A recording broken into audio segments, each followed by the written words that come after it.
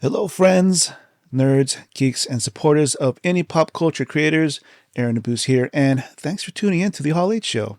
On this episode, we welcome Noble Ward, a comic writer of several indie comic books, including The Stronger and Vegas Baby, architect of the Improbable.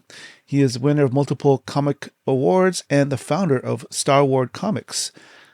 Speaking of Vegas Baby, he has an active Kickstarter campaign going on for the definitive collection of the first four issues, which runs until October 26, 2024.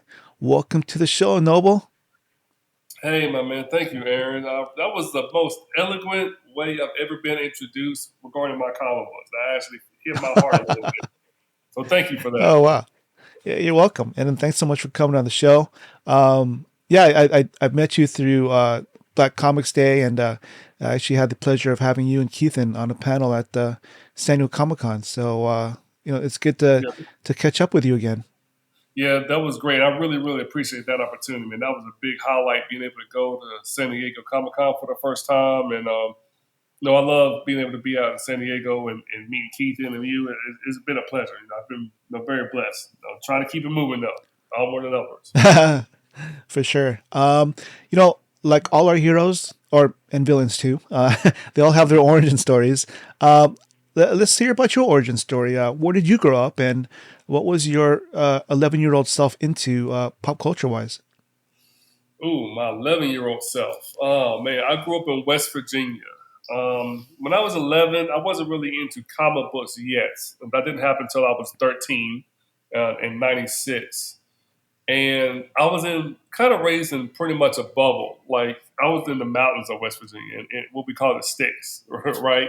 I grew up in a town that didn't have a red light, that didn't have, that had a post office that was literally couldn't fit 10 people in it. One grocery store, it was a very small town kind of out there upbringing, which I loved, And the main reason I got into comics and whatnot is because I didn't have a lot of time with my dad growing up. And my dad was a big Batman fan. Like, he loved Batman. You couldn't tell nothing about him. Because he grew up with the Adam West Batman show and all that. And I remember wanting to talk to him about stuff and be able to engage with him. So I would argue with him who would win between Batman and Spider-Man and all that stuff. And that was always like really fun to do stuff like that, And then at that time, the Marvel vs. Capcom games were coming out in the arcades. Those were huge, Oh yeah, I love those. Yeah, like the X-Men, Children of the Atom, X-Men versus Street Fighter, Marvel vs. Capcom. All that stuff was like really starting to blow up and coming out in the arcades and whatnot. And then also you had the Saturday morning cartoons at that time, Spider-Man, the classic X-Men cartoon in the 90s. All of that stuff was around. But I didn't actually start reading the comics until, again, I was 13 in 96. And, when I really picked up my first ones, and I remember I was in Detroit visiting my cousins, and my uncle took me to a comic book store, my first one. I didn't know what I was looking for. It was huge. And I saw a Captain America comic. I can't remember which cover it was, but I remember it had like MODOK on the cover. And there was a Spider-Man comic that caught my eye. And the only reason I picked that one was because Spider-Man was fighting a Sentinel from the cartoon, X-Men cartoons. And I read those comics maybe 30 times each if I read them once. Like, I just read it over and over again. I just really loved the medium of storytelling that was comics. And I never looked back. As an adult, what are you a fan of these days? As an adult, I tend to like a lot of indie stuff. I really love how the Marvel movies have kind of made comic characters kind of pop culture. To me now, I think they're at this point where they've kind of ran out of their iconic characters, for lack of a better word, that they had, and they're seeing that not all characters are going to be iconic and be a big hit. You can't just throw them out there and expect everybody to love everything. And I haven't really read any mainstream comic books in a long time. Like the last time I read Marvel was when Black Panther and Storm were married, and when they got divorced, I was like, yeah, I'm done. I don't want to read this anymore. I quit. When they broke up, I broke up with Marvel. I didn't buy. I don't think I bought another Marvel book since then. Yeah, and now I really like a lot of the indie stuff that I see from other people, stuff that's going on with Image or whatnot. That's really what I'm into. Hmm. Yeah, I hear you with Marvel. I think that's one thing that I guess I don't even remember the Onslaught storyline. Oh yeah, 100%. That was when I started reading comics in '96. That is what was going on. It was right at the tail end of Onslaught, and the Heroes Yeah, Reborn. yeah. It's like after that happened, and they sort of like had a big reset. That kind of like I felt like they threw all the characters that I grew up with under away. So after that, I was like, what reason do I have to read Marvel now? I think that's one reason why I actually prefer reading manga because it's the same creative team that's always Yeah. pretty much there, and Uh-huh. versus like American or U.S. style comic books where, I mean, you're sort of at the whim of whoever the writer or creative team that's present. So Right. um, That's really my vision for the future. Like when I was reading, I didn't get to this part, but while I was in college, I worked at a bookstore. I went to Borders Books and then Barnes and Nobles, and I love working at bookstores and talking about comics and crap. And when I was working at Borders specifically, we got to check out books, and I read pretty much every manga series I could think of that was out at the time because I got to check them out for free and bring them back and check them in. And I mhm. really love how a creator has the opportunity to put out his vision of a story and have it just be his, and he can do what he wants to with it. And he can end it when he wants. He can throw in, he can kill who he wants. No, he can do whatever he wants in the book. And I really love how Japanese culture has set up to where these fantasy books are so varied because you can find a manga about anything, playing basketball or cooking or tennis or anything, literally. And them being able to leverage that creative medium into animation the way they do, and then leverage that into merchandise the way they do. I just really would love to see that in American comics, but it's just so difficult for indie creators to have enough content to get to that point where it can be leverageable to like that. Yeah, that's so true. I mean, even if like the big main two comic book publishers, Marvel and DC, even if they like gave out comic books, when they have their premieres for their movies, I think that still go a long ways to tying in and bringing in new fans into the comic book medium. Yeah, I think it would too. And another thing I think they could do really is do better with their animation. you know, like Ah, like I think they do okay, but I think they really skip on it because they just I don't know, like any anime that you see, most anime will just blow away anything that Marvel and DC do from a visual perspective. Story wise, they can compete, but from a visual mhm. action perspective, impact, no, anime just blows them out of the water. Yeah. Although I think Bruce Timm had a pretty good run, with his style and his creative talents for the whole Batman and which led to Oh the yeah, Superman adventures. oh yeah, that stuff was great. But again, to me, just from what I remember of it, what I was like, how I see it in my head, I see that as being very good storytelling in animation. Hmm. Like they didn't have a Right. lot of like in his in the Batman adventures, like Batman didn't pull a lot of gadgets out of that belt. He had a batarang and a grappling hook, and he didn't Oh, I really see what you're use saying. it. you know? Yeah, yeah, yeah, yeah, yeah. It's funny. Okay, I think I understand what you're talking about because I just watched the new Dragon Ball uh, Uh-huh. uh, anime, and yeah, they really pulled out the stops on the animation on that one. Yeah. Yeah, and because they can, I don't. I think maybe because the bigger companies, Warner or Disney, just don't feel like they need to do that. I don't know, but that's neither here nor there.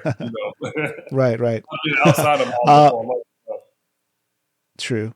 Um, can you walk me through when you first thought of yourself as a comic writer? Well, I first got interested in the professional side of comics when I was in high school. Like towards my last junior senior year of high school, Invincible was coming out and The Walking Mm, Dead, and I kind of got wind of those series. Like I kind of heard about them, but I wasn't really like read them yet until college. And but I remember checking out Image because Kirkman was there and Larson, and they were putting out a lot of articles and stuff or interviews about how great it was for them as creators to not have the training wheels on, like they would say. Like they could do whatever they wanted in their books. Like Eric Larson could put anything he wanted into Savage Dragon. Kirby could do whatever he wanted with Invincible and all this other stuff. And it just really started to kind of hit me that like, wow, that would be really cool to do that. Because up until that point, my main aspirations were to work for Marvel or DC someday. And mm, then the more I started to kind of look at the stories in my head I wanted to tell versus the stories that they had, it was like, or they were telling, I was like, they're not going to let me tell my stories. mhm. And the stories I wanted to do for somebody like Black Panther, for example, I was like, why give it to them when I can do it for myself? Right. And that's when I really started kind of getting more into the writing aspect or creating aspect because at that point I wanted to be an artist. Um, Uh, and I, was in my dorm room. My friend Mike Tenner of Bad Bug fame, Bad Bug Media, and I remember us having conversations and talking about the Dragonfly and talking about Vegas Baby, and sent him my script for The Stronger. Like I got inspired to write that one day, and he read it and he gave me I gave it to him and a couple other people, and they gave me so much better feedback than anything I had ever drawn. Like any of the feedback I got from anything I'd ever drawn before was, oh, that looks nice. Okay, this is cool. Yeah, that's good. Yo, you can draw good. But when I sent them that script, they were like, oh, wow, man, this is great, right? Like people were really into the stories and how I articulated the characters and the plots and everything and left the hints and sprinkled it. So it kind of shifted my mental to where I should start writing. And then so from college age around, 23, 22, 24 is when I really started to take it seriously and try to figure out how to do it. But mm. honestly, I felt a Well, little. Oh, go ahead. I'm sorry. I'm curious. Like when you, that's interesting that you say that you got way more feedback from your written material than anything that you ever got from anything that you drew.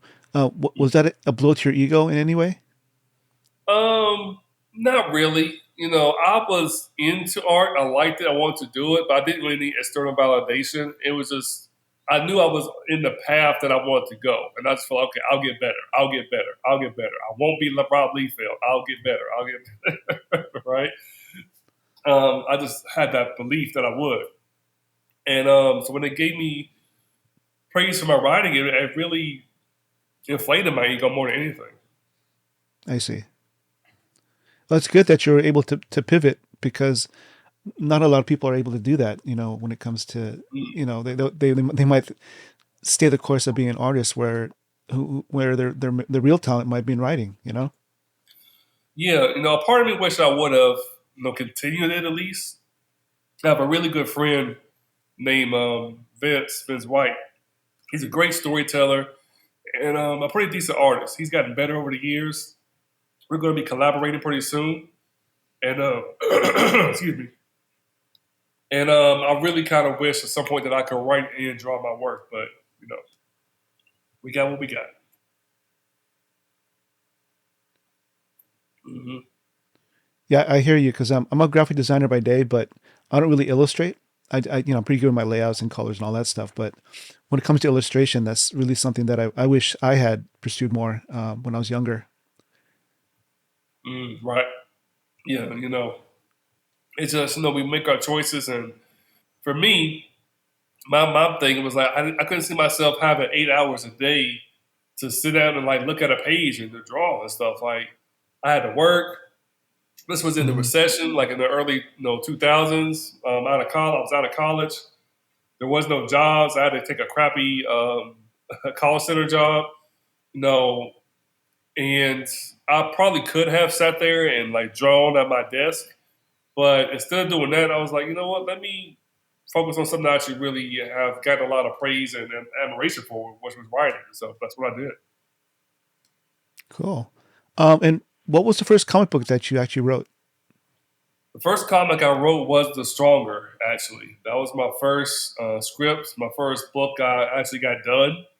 But in my head, The Stronger is a more of a limited series. I saw that as like a 25, maybe 50 issue thing max, maybe really 25 more so.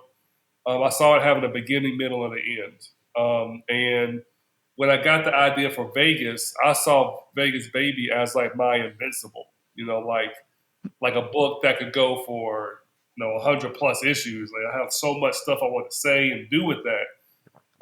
So I kind of forced myself to focus more on that instead of the stronger. Which, in retrospect, I probably should have kept going on the stronger first. It's tough to choose between, I guess, your children, you know?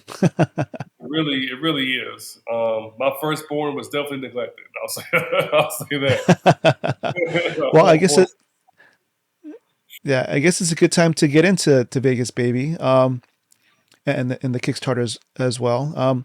What are the 5 reasons why we should be reading Vegas, baby, Architect of the Improbable?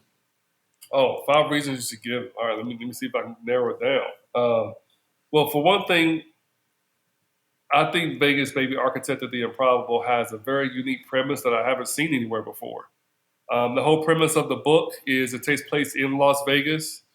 When people go there, you're going to see dragons, aliens, vampires, supernatural creatures, all these things that go bump in the night, right? Or these crazy like ultra humans or whatnot. Like there's a whole sphere of supernatural and wondrous and alien things in Las Vegas. And people go there, they experience it all. When they leave, they forget everything that they saw or experienced because what happens in Vegas stays in Vegas, right?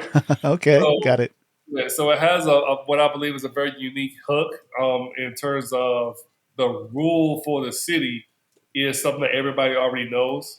And it's going to be very, I think it's going to be very intriguing. The next time if you read this book, the next time you go to Las Vegas and think about it, it's like, hey, what if all this stuff was there, right?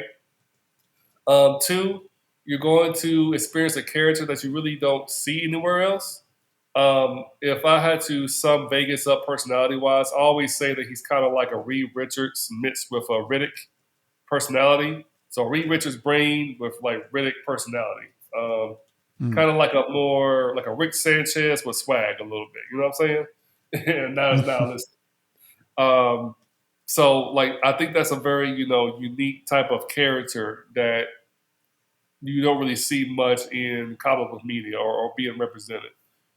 Three, I think one of the things that's going to be unique about Vegas is going to be his cast of supporting characters. He's going to have a very cast of people. I feel like I'm a very lucky individual to be a black man who grew up in Southern West Virginia, who knew people from all different walks of life in my travels and from college.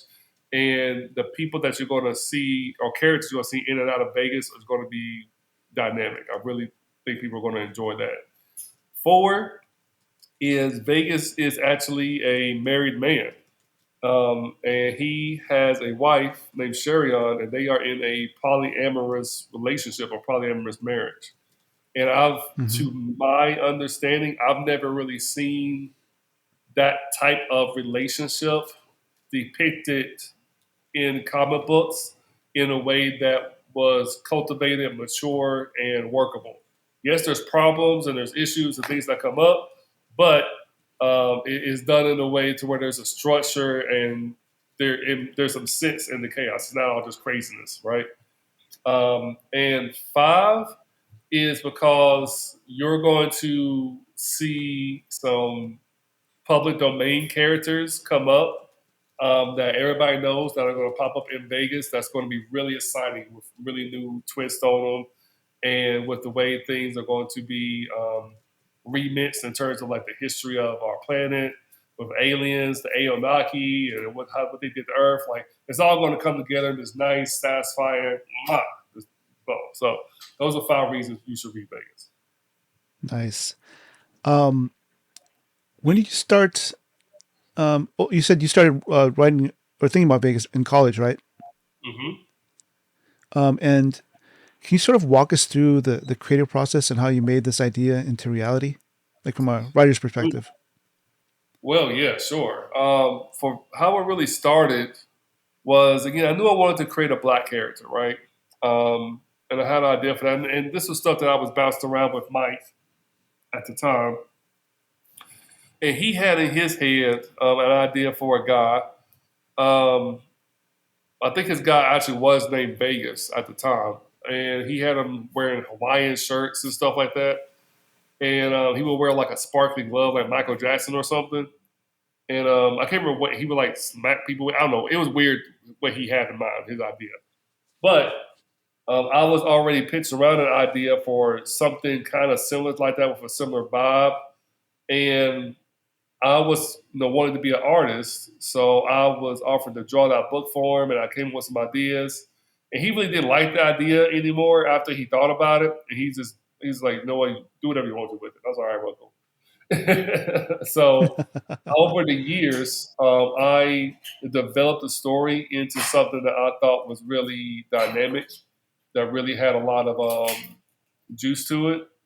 Um, took a lot of anime influences, like for example, yeah, and for example, Full Metal Alchemist. Have you seen that? You know that anime? Oh yeah, it's one of my favorites. Yeah, is that me too? It was one of mine too. And I love how the character would clap his hands and he could touch something and manifest whatever he wanted, or move the atoms and use alchemy to shift things and other things and all that stuff. I just thought that was so dope. And I was like, well, how do I get my character to do that? So I took that sparkly glove idea that Mike had, made it pink, had it composed of nanites to where like he uses friction and he claps his hands together. He can use the Hmm. nanites to synthesize different elements and materials and shape it into whatever he wants. So it just kind of slowly build and build. And then I saw a movie with Shannon Tatum. I got some ideas for like he was doing this thing with shoes where he wasn't flying, but more so like skating on the air in these shoes that he had.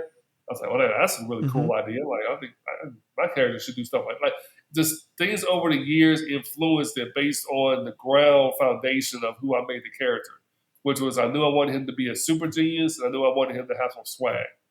And over time, everything that I saw that influenced me or that I felt really would fit, I remixed it into making it into my own. And then I met my friend, my homeboy Vince White, and this guy's a comic book genius. I mean, he really is. Like, if you ever really meet him or talk to him, like he'll get on a comic book soapbox and have you talk to you for like hours. But he really helped me to define the character of Vegas, baby, who he was. Really made sure I put more stuff into the comic to make it great, and really helped me to define the rules of the city. Because in your comic books, um, the landscape should be a character also in the book. Like how Superman has Metropolis.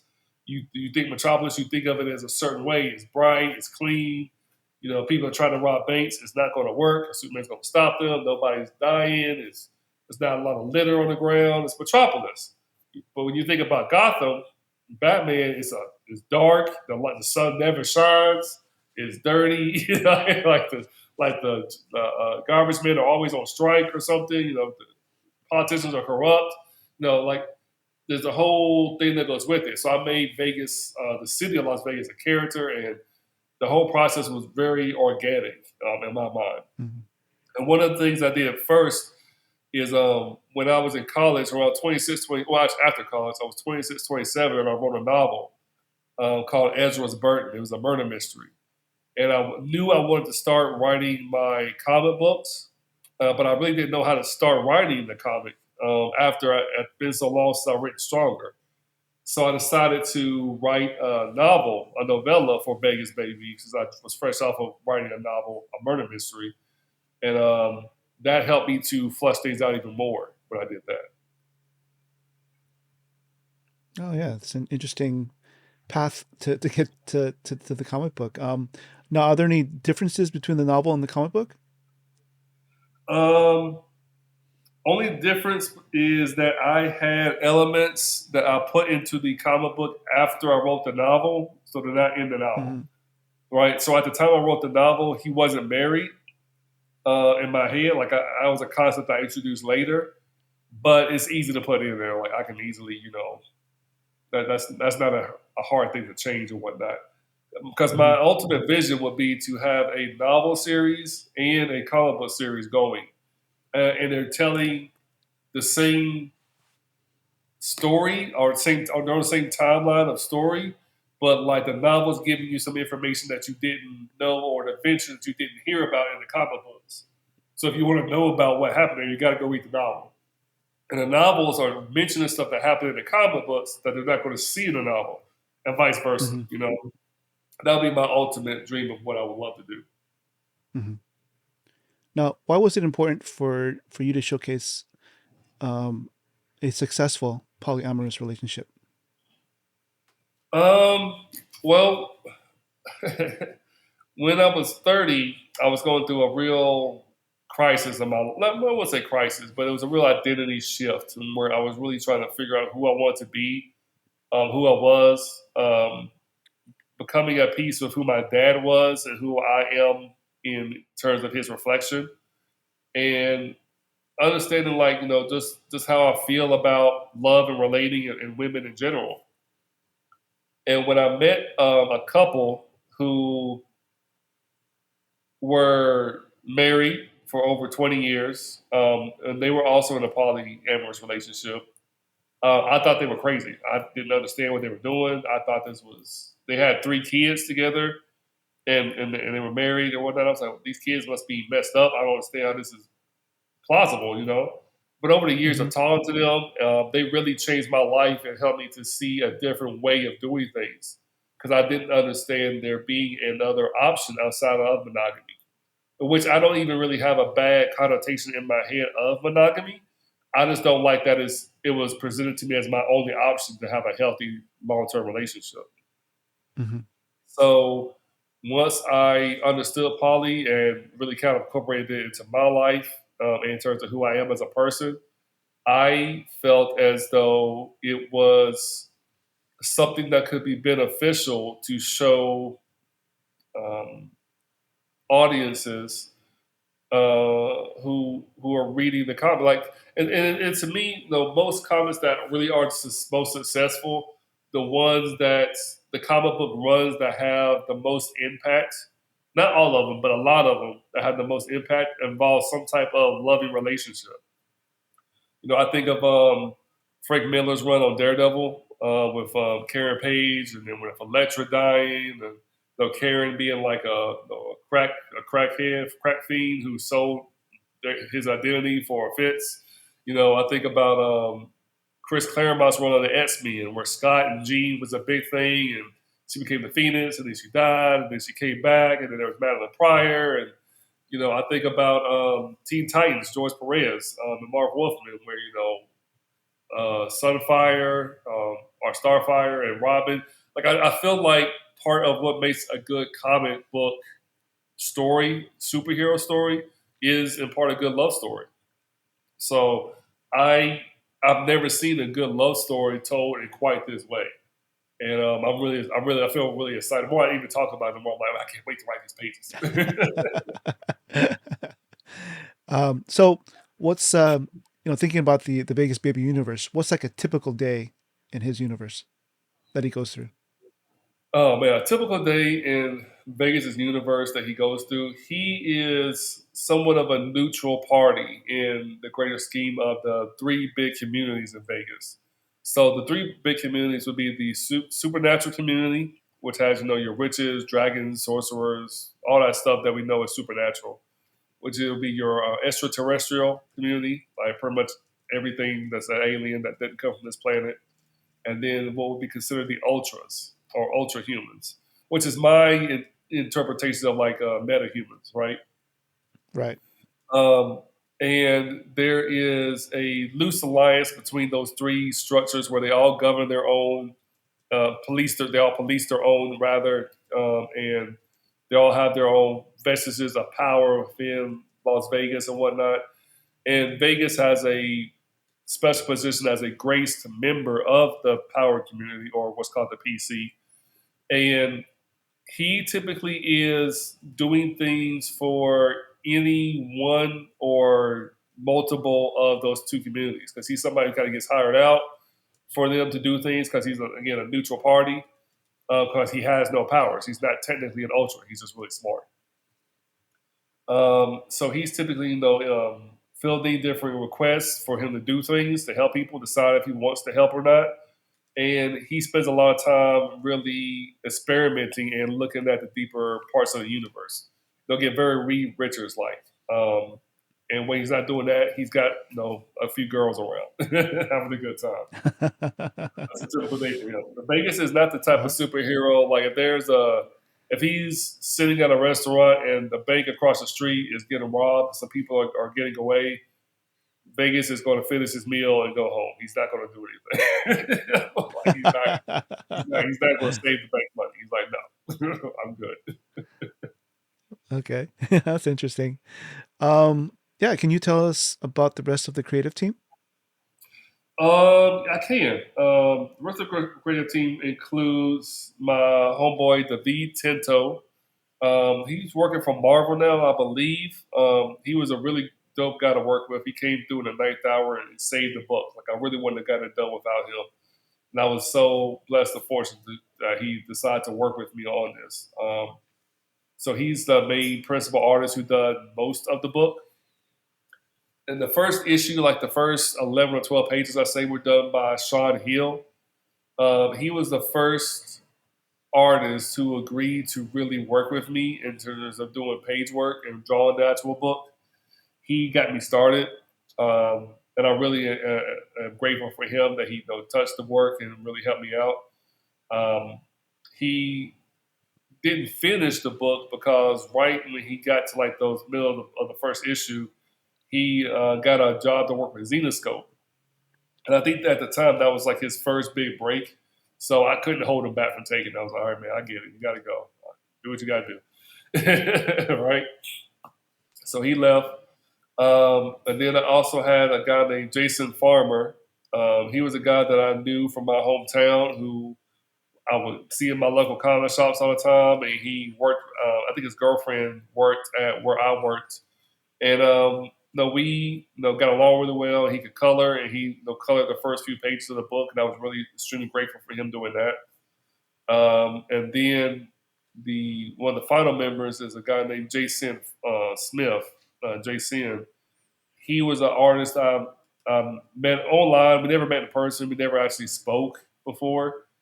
And he colored pretty much everything I needed done comic book wise for almost 10 years. Like if I needed something colored, a poster, page, mock, anything, I always called Jason and try to pay him for what I could when I could. And unfortunately, he passed away earlier this year. Yeah, but I really wish I would have gotten to meet him or talk to him at some point. And the last person would be a guy by the name of Adam Wollitz, who hit me up after one of my Kickstarter campaigns and offered to be my letterer. And that's So, everybody. oh, nice. Uh, are there any features of the Kickstarter that you'd like to highlight? I know that they have an option to collect issues 1 through 4 separately, or to even get the graphic novel. Why should they get the graphic novel?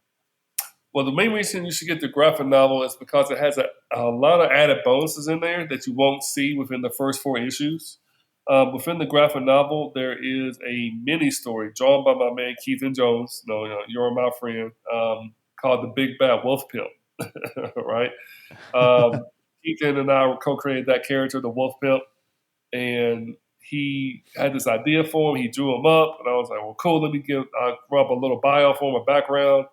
And we had this idea because I was working with him at Kid Comics at the time, and there was four of us, four different books. We had my book, Vegas Baby. We had Keithan's book, Power Knights. My friend Mike Tenner's book, Dragonfly, which is now under my imprint, StarWard, and Roosevelt Pitt, Purge, which is now under his individual imprint, Amara Studios. And we all decided to do like a little 5-page teaser about our comic books. And that was the one that we decided to do, was the Big Bad Wolf Pimp. And it's not in print anywhere other than in the graphic novel. So if you want to see that and read that, it really ties in dope like with the second issue. So it takes place after the first issue, before the second, and it goes smoothly into what Vegas is doing in the second issue. And also in the back, I Nice. have a lot of unused pages because I had to learn. I was dragging a story on. I was telling stuff I didn't need to tell, so I had to take some pages out. And I did a little bit of explanation on Vegas's equipment, like what he has, what does it do, his uniform, that why I designed it the way I did, all of that. So that's why you should get the graphic novel. Awesome. Looking forward to it. Let's take a break and we'll do a thunder round, which is our round of random questions. The first question is if you could have dinner with anyone from the present day or the past, who would it be with and where would you eat? Mm, where would I eat? Honestly, I'm not gonna lie. First person that pops in my head is Tyler Perry. I would love to talk to him and ask him some questions about getting things started and how he was able to build his brand the way he did. Where would we eat? Man, I wouldn't even really care though. Like somewhere where there's a steak, like wherever we could get a good steak, like a Longhorn or something like that. Like I don't know. That to me would be like a pie in the sky type of moment. Being able to Right. sit down with him, pick his brain. And I'm not even really a big fan of his movies, honestly. Like his his audience of film and writing isn't for me as a consumer, but in terms of how he has built his audience and built his business and branded himself, I have the utmost respect for. So yeah, I would definitely love to talk to him. Nice. Who is on your Mount Rushmore of comic book creators? Ooh, okay. First, we got to put on there. Why am I gonna forget his name? Like right when you put me on the spot. Crap. Dwayne McDuffie. There it is. Uh huh. He's Right. up. He's up there. I really loved what he did with the Milestone universe. There's other stuff he did I didn't agree with, but I do respect his writing style and what he was able to produce and put out. I will put Christopher Priest, um, mainly because of how impactful his Black Panther run was on me. I loved every issue of that run of comics that he did. It was golden. It was masterpiece. Every single issue. Um, Mount Rushmore has 5 people, right? Is it 5 or 4? I think it's Four? four. 4, okay. So we got Dwayne McDuffie, Christopher Priest. Then I got to put Todd McFarlane. Um, Mainly because of the empire he built with Spawn. He was very focused in terms of what he wanted to do. And I also respect the fact that he took. Are you aware of the rule of three? Well, The rule of basically, three? the rule of three. Basically, if you have more than three um, ethnic people of a certain, like if you have 3 black people in a show or TV product, video game, whatever, then it's considered a product for that minority group. So if you have 3 Asians or more, it's like an Asian show. If you have 3 Hispanics or more, Interesting. it's an Hispanic show. That's typically been the rule, Oh, right? okay. And Farland, that's why in the '90s, early 2000s, you didn't see more than 1 or 2 minorities on any show at a time. And McFarlane was able to take Spawn and make it essentially a book for Black people because most of the characters in it were Black. In the supporting cast, the main character was Black, the supporting cast was Black. And he made it into a big empire of products and of a character that's been running for 300 years. It's mind boggling to me, and I really respect what he did.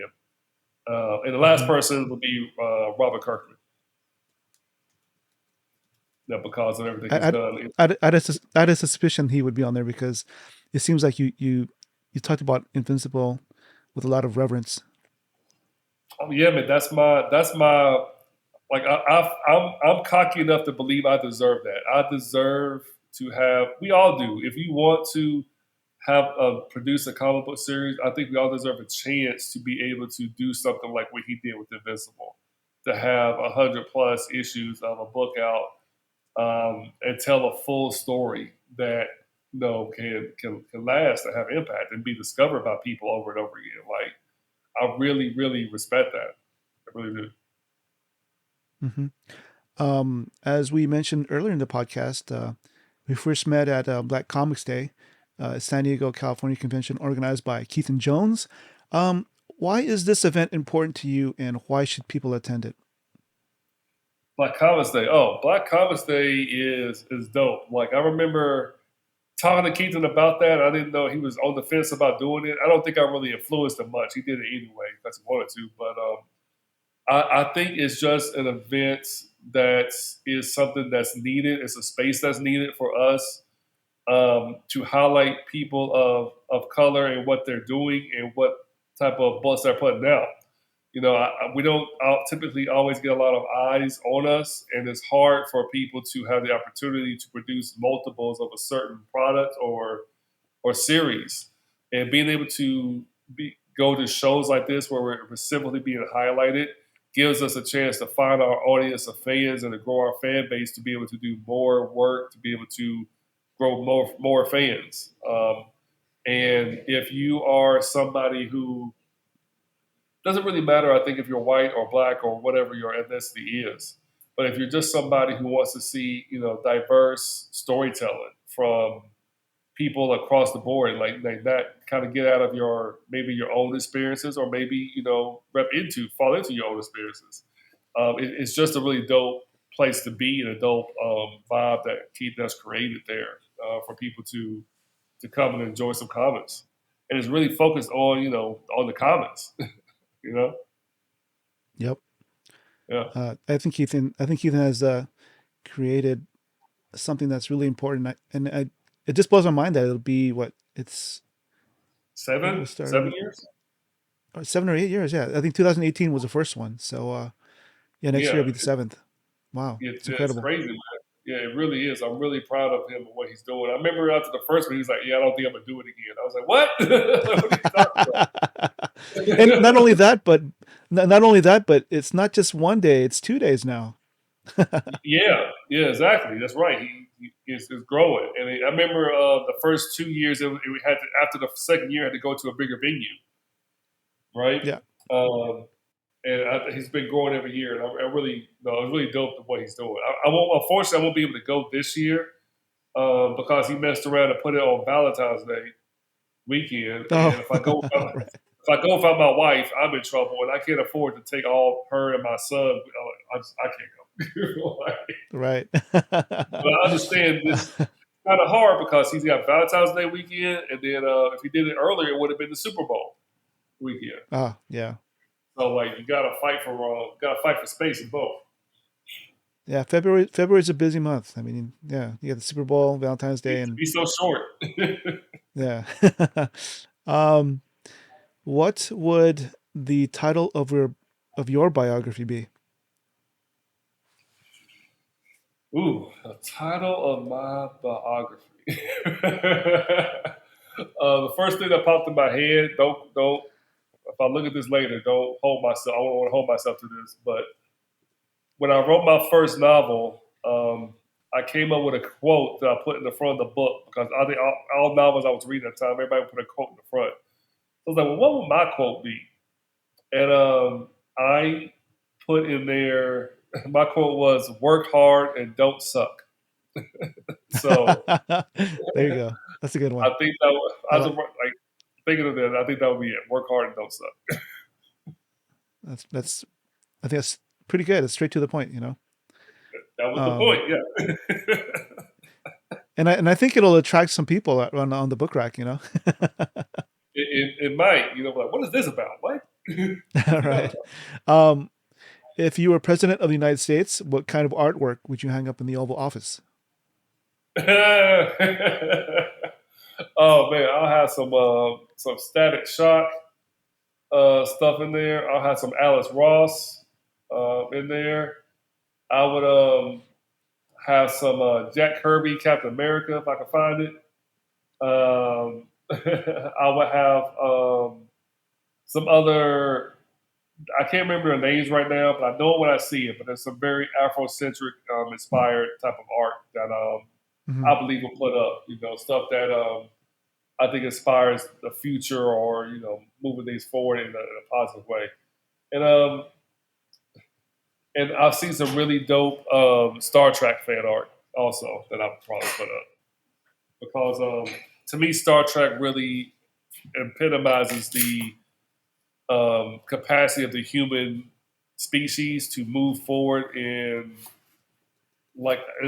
into a utopia society. Like there's no money in capitalism in Star Trek. Everything is free. Like there's no disease. Like come on now. Well, unless you're Ferengi, you know. Well, unless you're Ferengi, that's a whole different. Yeah, that's Do you have a favorite Star Trek series? what was that? Do you have a favorite Star Trek series? Ooh, now that I'm a dad, I really gotta give it up to Deep Space Nine. Um, Seeing Cisco, because he was the only captain who had a child with him while he was doing his duty. So he was trying to raise a young man while he was pretty much a commander of a space station, turning into a captain, and then fighting in a Dominion war. And he still had a son to take care of, and that it was a whole thing. So I think for me, Deep Space Nine was really really good. But I'm not gonna lie, the new one that's out, Strange New Worlds. Oh my god, Mm, I got yeah, bumped the first couple times I saw that. Like that was beautiful storytelling. yeah, Like I yeah. I literally, was I was really impressed. yeah, yeah. Oh my god, we're gonna see um, what yeah, happens it's in the kind of next couple. yes, it's interesting because I mean you know what's going to happen to Captain Pike eventually, and it's just Right, right. that anticipation and the build up. It's like you don't want it to happen to him, but you know probably something you'll know that it's coming up, eventually. Yeah, but just the way they handle all the characters, like Unich and Riley, Yeah, seeing Spock being a little bit younger, and then they're right, sprinkling right, right. in that last season. They're sprinkling in like Kirk showed up in a couple episodes. You saw Kirk's brother. Yeah, yeah, You saw what's his name, Scotty. I was like, that's Scotty. Like, well, that's cool. So it just makes it even more like hype for like when they get to. What I'm hoping they do is they get to give this a good 7 year run or whatever, seven at least five, but at least 7 year right. run, and then they do another Star Trek with like those characters as Kirk and Scotty and Uhura, who's already on the show. They just Yeah. do Star Trek over, and I'd be like, ah, like I can do this. Oh my god, I can't wait. Sorry. You Okay. mentioned Batman earlier. Do you have a favorite Batman character and why? A favorite Batman character? Oh Yeah. man, favorite Batman character. Hmm. No, not really. It just really depends on. I have a favorite writer who was on Batman, which would be Okay. James Tynion. He did a Batman Detective Comics series a while ago, I think it was. And I love the way that he incorporated the Bat family into the story to where each Mm. member of the family pretty much had their own story arc. And it was almost like a mini team book. Like I remember like the first one was like Batwoman and her dad was in his paramilitary group and he wanted to learn how to make his soldiers into like a one man army because Batman's a one man army and then they had this thing with Batgirl and then this thing with Nightwing. Like I just really loved the way that he told the story of Batman. So in terms of favorite Batman character, no, but like maybe favorite writers. Um, I actually like James Tynion's Batman run better than I like Scott Snyder. I don't know if that's a popular take or not. Yeah, I'm not familiar with a lot of his work, but I did hear good things about the the Department of Truth. Oh yeah, It's yeah. Uh-huh.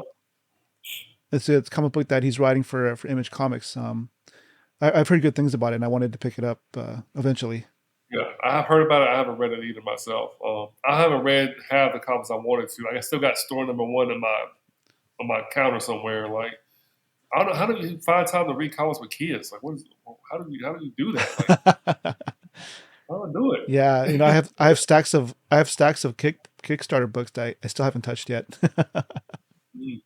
Yeah, that's actually something I want to do. Should I even say that here? Well, I'm gonna say it because I ain't scared. But one thing I want to launch pretty soon is a YouTube channel where I have you ever seen Comments Explained, that YouTube channel? Oh yeah, yeah. I'm Yeah, a subscriber. yeah, to Rob. Yeah, I want to do something like that, but where I break down indie comic books. So like I just There you when go. I get my it'll make me read them for one, and then I want to be able to like put a platform up for indie comic book creators because Rob isn't going to do that. He's got over 2 million subscribers. It doesn't. He costs him money to make this stuff. Why spend time and money on the indie books that people are going to watch? But I will definitely. I think that's something I kind of want to get into, kind of dabble with a Yeah, little bit. yeah. I think that'd be an awesome YouTube show. Um, when do you think you're gonna launch it? When as soon as I can find the time, man. It's like with the way Yeah. inflation is and stuff. Like I find myself working just to get the bills paid and to make sure my household's running good. I'm 40 years old and I have mastered being a single person, and now I have a wife and kids, and it's different. Like it's a different level of responsibility. Um, I'll be riding home sometimes. I'm like, man, I want to buy myself food, but I can't buy myself food. I have to buy the family food. Right, Like, right. I gotta feed everybody else. Like, oh crap. So uh, this is a different level of responsibility and whatnot. So for yes, sure. hopefully soon. It doesn't take much. I just need the PDFs and my computer, and figure out how to scroll on the computer. I gotta figure out some of the technical stuff. Once I do that, it should be easy. Yeah. Um, what are some of the favorite places that you've traveled to in the past? Ooh, in 2020, I couldn't get a job after COVID, and I needed some money. And the job I was doing at the time went kaput, and I was kind of scared to be around people because I have asthma. And this was, Mm. of course, early. We didn't know what COVID was. We just knew people were getting sick and people were dying. We was all scared, right?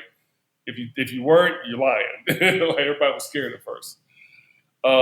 And the first job I was able to get was a job with a company where I became a DOT driver, and I pretty much drove all across the country. I've been in 48 states. Only ones I didn't make it to was Alaska and Hawaii. But everything else I've been through and seen. That for that almost 2 years I did that job, and in just my limited travel experience, this is a very beautiful country. And so one of the places I really liked driving to was driving through the state of Oregon. Is majestic. You get on that highway going uh, east to west, traveling into Oregon up to Seattle. To me, it's just some of the most majestic places I've ever really seen. So I liked Oregon. Oregon was nice. I don't know if I could live there, but driving through and looking at it was really really dope. Yeah, it's like people always talk about traveling abroad, but there's so much of the United States that to see and experience. It really is. It really is. Now there is a lot of nothing. Also, let's not get it twisted. True. There's a lot. There's Yeah. a lot of nothing in this country. You're driving for a while, not and seeing flat dirt. But there is a lot of beautiful places also. Yeah.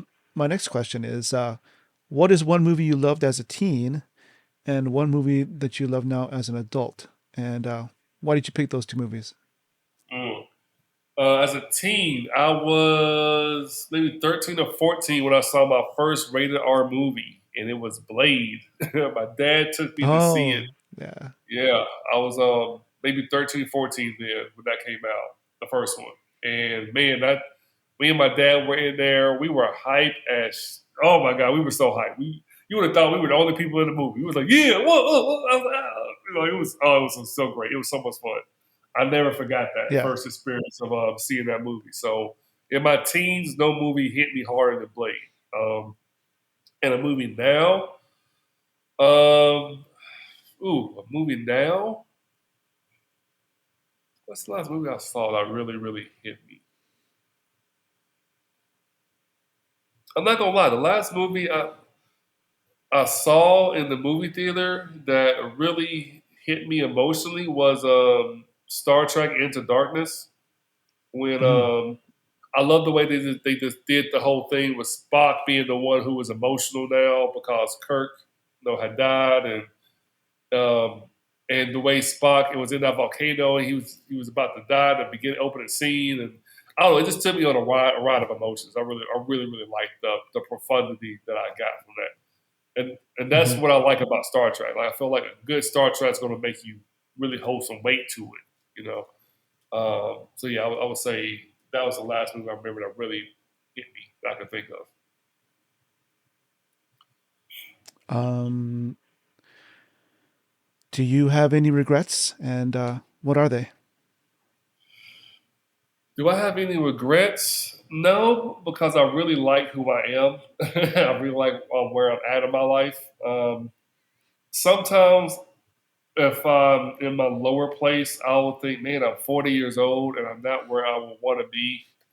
And then I remember when I would study success, if you want to be successful, study successful people. And in my personal studies, because besides the rare occasions where you find people who are, athletes or some people who become actors or in entertainment who get it younger, most people who get it through the way of business ventures or whatnot or creative pursuits really hit the highlight of their success in their 40s to 50s. That just tends to be the time that it happens. So I feel more or less like I'm on track. I think Mark Cuban, the owner of or minority owner now of the Dallas Mavericks, I don't think he got really rich until he was like 45. You know, Hmm. so personally, I don't really believe I have any real regrets because I had to learn everything I did. I learned a lesson from it, and I think as long as you can do stuff and actually learn, um, and move forward from that learned position and with positivity in your heart and love and goodwill towards people in that lesson, then you don't have anything to regret. I like it. Um, if I gave you $1 million, what would you do with it? Oh, first thing I would do is first thing I would do was stay exactly where keep everything the same in terms of my living situation. Um, I would maybe like pay up my rent for a couple of months. I would get my comic books get ready to be produced. Get my artist in a row and all that stuff, and get that stuff started. So where that I have that stuff in like a retainer and like kind of saved away, so I can actually pay them as they finish the work. And then I would enroll in some classes and study finances and study what to do with all this money, like what are the tax breaks that I can get, how do I protect the money? How do I make it work for me and keep it? I would look up some Robert Kiyosaki stuff. You know what I'm saying? Like I would try to become a millionaire mentally and spiritually before I did anything at starting or anything else. Hmm. That sounds What if I gave you $100? What would you do with it? like- if you gave me $100, what would I do with it? Oh man, I would pay the artist of Vegas Baby to do some pages. That's what I would do. Mm, As of right now. okay, cool. Um, you are prepping a playlist for a long road trip. What kind of music would be on there? Ooh, playlist for a long road trip. Yeah, I'm most what kind of music? What kind of music did you listen to when you were driving across the United States? I did a lot of talking. Honestly, I was courting, looking for a wife at that time, but well, I wasn't Oh, talking. gotcha. when I wasn't talking, I was listening to a lot of, how do you describe it? Almost like neo soul kind of R&B type stuff, mixed in with some with a lot of like hip hop, like Logic. You know, I really like Mm, Logic, J Cole, um, Drake, Kendrick, um, Jaden Smith. He was good. He started to turn into a flower child. I don't know what he's doing. Um, and people like that, you know, people who are on the more neo soul aspect of it. yeah. And I was trying to find some new stuff. You know, I read something once where people's proclivity for musical taste tends to stagnate around 30. Like you're kind Mm, of locked into whatever music you like, and that's kind of all you like at that point. yeah. So I would definitely try to find something new to check out also. And my last question for the Thunder Round is, what's something new that you learned recently? Something new that I learned recently. Yeah. Uh, I learned that vulnerability is hard with people you love, um, but it's necessary. You know, it's not easy. Even for me, I consider myself an emotional genius. I am well versed in relationships and relationship structures, and like I know my stuff, right? Yet and still, um, fear is real and is also not real, and vulnerability can be very difficult. Hmm. And you know, I learned that if you are only way to really dispense fear is to be vulnerable, especially when it comes to your relationships. You know? Mm, And also, last in conjunction with that, I would say that Star Wars has a lot of good life lessons that you can use if you in analogies if you think about them. Star Wars or Star Trek? Star Wars, Oh, both, okay. but Ah, Star Wars has clearer rules that permeate the story that people can reference very quickly. Right, hmm. light side, dark side. Right. Fear leads to anger. Anger leads to hate. Hate leads to suffering. Um, you know, Jedi, the lack of attachments, all that stuff. They have rules that you can use for analogies into everyday life in I see. certain circumstances. Star Trek doesn't quite have that. They just have more of a profundity of a utopian outlook of what we could be, and hopefully it's a different type of meat. You know what I'm saying? Right. Hmm. All right, let's shift gears and start talking about comic books again. I think, everyone has a story to tell. Um, why do stories matter? Ooh, stories matter because they're us. Like my homeboy Vince, he had this theory that he gave to me that I think is really true and impactful. Is that especially when we think about comic books, like Asian societies have like, or Japanese have like the samurai, the shoguns, all that stuff, ninjas. European cultures have the knights, things like that. Americans, we have superheroes. They are a part of American mythology. And I think why it is important for us to tell our standpoint, our stories, strictly speaking from a superhero standpoint, so just going from that outlook, 'cause that's what I do. By doing that, we are adding to the landscape of American mythology, right?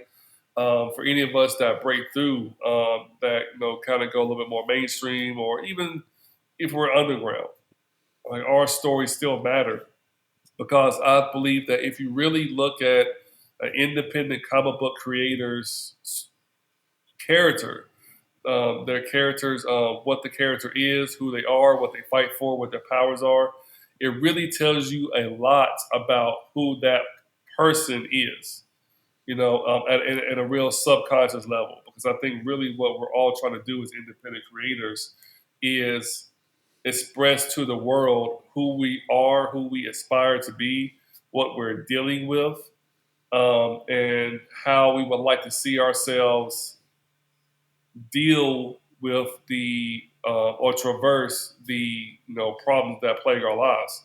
Because the way that your character is going about the world and how they defend people and do things in a lot of ways is how you as an individual or some subconscious context could go about things. So our stories matter because they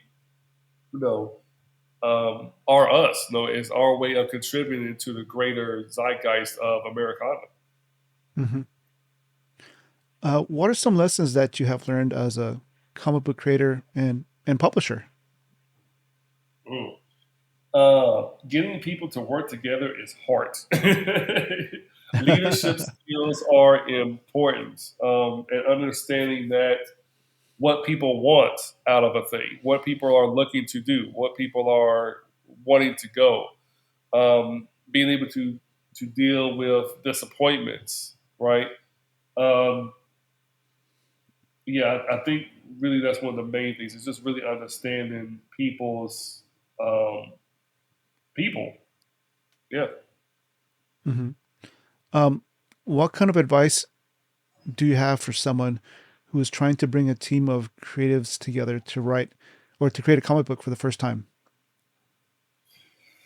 Oh man. Well, first you want to really know what your role is in this process. If you're the one who wants to bring it together and what you're trying to really achieve, understand that not everybody is going to buy into the same degree that you are for the same amount of time, right? And find out what everybody needs to be bought in terms of the talent that you're trying to recruit, right? Like, what does your artist need besides the money? Like, how do you handle artist communication? How do you handle things when people aren't getting back to you? Like, how do you vet people? How do you assess people by their reputation of other people they worked with? How do you let people in closer based on, if you have no information about them? You start, how do you know what the hurdles are or the markers are to know when you start working with them deeper or deeper levels and how? Like, it's really having a structure to it. It is really important. And going into it with good faith and good spirits and understanding the vibration purpose and what it means to have that type of intention and how to find it in others. Hmm. That's going to be really key. You really want the mastermind concept, having like-minded people going in on a particular goal is hell of important. And strike while the iron is hot, some way, somehow. Find a way to make it Right. So if someone is sort of like starting from scratch, they have, the scripts written down and they're trying to build their team, how would you recommend that person find like their inker and their illustrator or their artist happen. and editor? Back in the day, I would have suggested, just social media and DeviantArt, something like that. But because of the way the algorithms and everything work on social media now, I wouldn't really suggest that. What I would suggest I think is a very effective way is to go on Kickstarter and find Kickstarter comic book anthologies that people are putting out and back those anthologies, even if it's on a digital level, even if you just get the PDF of the book. Because when you do that, you're going to find a group of artists, writers, inkers, colorists, all that, who are willing to do work for not a lot of money to get seen. That's what an Hmm. anthology is. That's the whole point of one. So you do that, and you scout people, and you read through it, see who you like, study, look at the colors, look at everything, and then you contact those people and hit them up and see who's willing. You write yourself a list, maybe back like 2 or 3 anthologies. Out of each one, make a list of if you can find maybe 3 people that you would want to work with, and hit them all up and see who gets back to you. I think that's a pretty good strategy. I mean, you're right. I mean, anthology has already a group of people that have been collected and vetted, sort of. Right, and So yeah. they already produced some work, so they probably Hmm. want more work. That's a good point. Um, Uh-huh. can you tell us a little bit about StarWard Comics and maybe some projects that you're working on now, and what do you see? What's the future like for StarWard Comics? Ooh, StarWard comments. The catchphrase of StarWard comments is "Look StarWard," because I want people, especially people like myself when I was a boy, to be able to look up into the stars and to see themselves. As you can tell by how I rave about Star Trek and Star Wars, I'm a really big sci-fi guy. I really love the concept of space and humanity moving beyond being a particular, just a one planet, species, And when I look at sci-fi or superhero comics and stuff like that, when I think about what I want to do with Star Wars, again, I want to inspire people to see almost an elevated, not so much better, but an elevated version of themselves. And what I'm working on now is I really love the idea of collaboration. I believe it's possible to have a indie comic book universe that's just as dynamic as anything you see with Marvel and DC. But it takes a certain amount of structure and rules and everything to become in place to do that. And I think one thing I'm really excited to do is to work with my man Vince White, because he has this concept of something called the Powerverse, that I really, really have loved and ranted and raved about. And I'm excited to hopefully work with him more closely, um, to possibly get into Diamond, go to into the direct market and grow our presence on Kickstarter. Slowly but surely.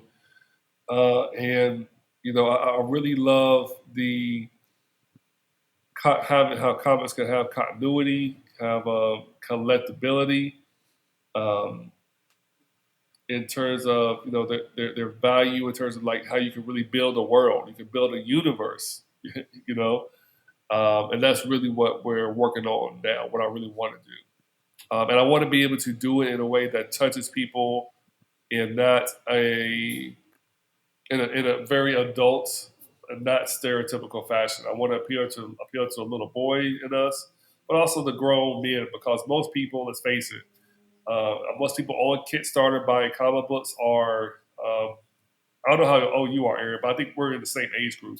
So we're people that like between 35 and 50. Like those are people really buying comics on Kickstarter.